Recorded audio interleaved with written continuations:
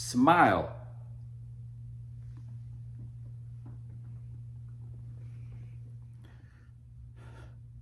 Smile. Two. Yeah, it's good booze. Yeah. Smile too. Yeah. So Smile 2, people. I got nothing but great things to say about this movie. So many. I don't have time to tell you about all the great things, all the things I loved about this movie. So I'm just gonna do a top five. I love top five list. So top five things that I loved about this movie. Smile 2. Number five is water. I know that sounds weird, but bear with me, okay? Water in this movie, pretty much, this pop star, Sky Riley, she is being tormented by this thing, and she's losing her mind. And you have, the only way she can feel like she's in control is to drink water. That's I know that sounds weird, but in the context of everything, it makes sense. All right, she used to be this drug addict. She's got her life clean. She's clean now. She's trying to get her life right. And now this spirit's attached to her, driving her crazy. She's seeing things that ain't real. There's people everywhere smiling at her. You know what I'm saying? And she's just, the only way she can feel like she has control is to drink water. That's what the therapist told her. Okay, so just drinking water.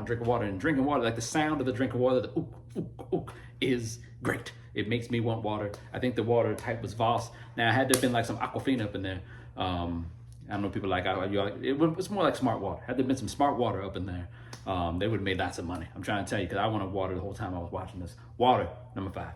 Number four is the music. I'm talking about all the sounds, not just the music. The sounds of the water, like I said, ooh, ooh, ooh, all the creepy sounds in the background. Ooh, then there's jump scare, and there's ooh, jump scare, making you feel alone with the music, making you feel like you're losing your mind with the music. And then you had, like, she's a pop star. So she was doing her dance moves, she was doing all the voguing, all the and singing.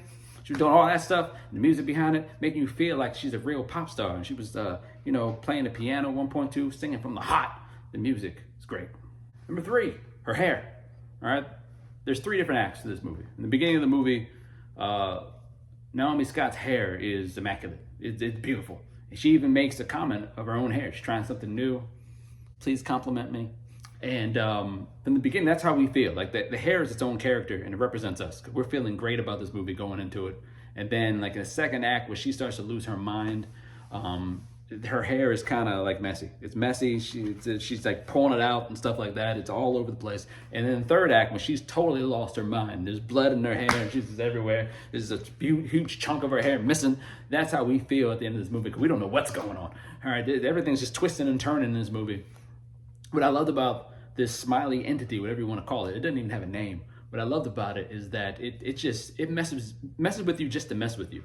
It does all that stuff that Art the Clown does in Terrifier, that franchise. He's doing it physically. This smiley entity is doing it to you psychologically. It's just messing you up. You don't know what's real. The audience doesn't know what's real. And it just feels like that hair at the end. It's great. The director is number two. Parker Finn, really being able to give you a sense of how alone the main character, Sky Riley, is. Giving you a sense of how creepy everything is. Giving you a sense of how creepy this creature is, how terrifying everything that's happening with her is. All the suspense it creates, the choreography of not just the dance move, but like how there's a couple parts in the movie where people are just, you've probably seen the trailer, where they're smiling, and then they do some like creepy movements.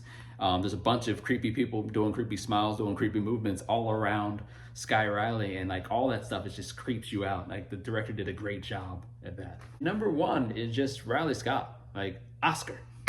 Now she's not gonna win an Oscar, we all know that. She's not even gonna be nominated, but she should be. An Oscar-worthy performance by Naomi Scott, for real. She makes you feel like she's a real pop star with this real type of loneliness going on the inside of her. Like you can relate.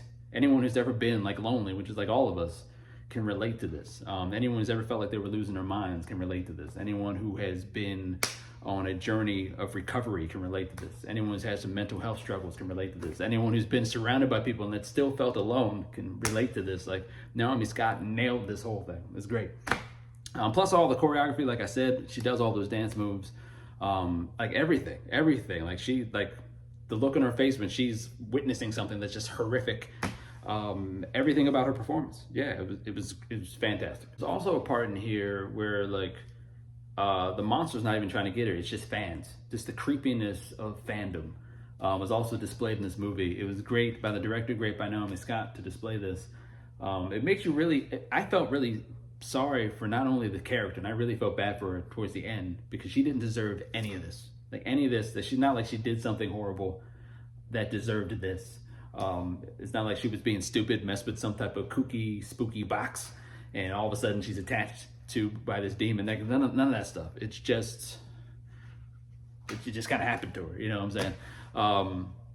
And it's not just that. Like it's the fans that are just so creepy, and they did a good job of just showing. Like I felt bad not only for her character, but for how certain celebrities, certain pop singers they have to deal with these crazy fans. You know what I'm saying? Their life schedule, like, and how lonely some of them must feel. The movie does a great job of that, and just entertaining me as a lover of horror, psychological horror in particular. Naturally, I'm giving this movie an A+. Okay, a hand clap. And Naomi Scott's getting a nomination for me for the Praphit, which is coming. But man, like the first movie, like the smiley entity was the main character. Like that, it was everything that was happening that is in your face for the audience as the main character. But in this one, I mean, Naomi Scott snatches that away, and it all becomes about her perspective as she's losing her mind. This Sky Riley character as she's losing her mind, and that's a great job. But at the very end, like 90% of the movie is that. And the last 10% of the movie, that smiley entity just snatches the movie right back. All right, I mean, it is just, it's horrific how you're sane and like this thing's creeping up behind you, and then all of a sudden, in an instant,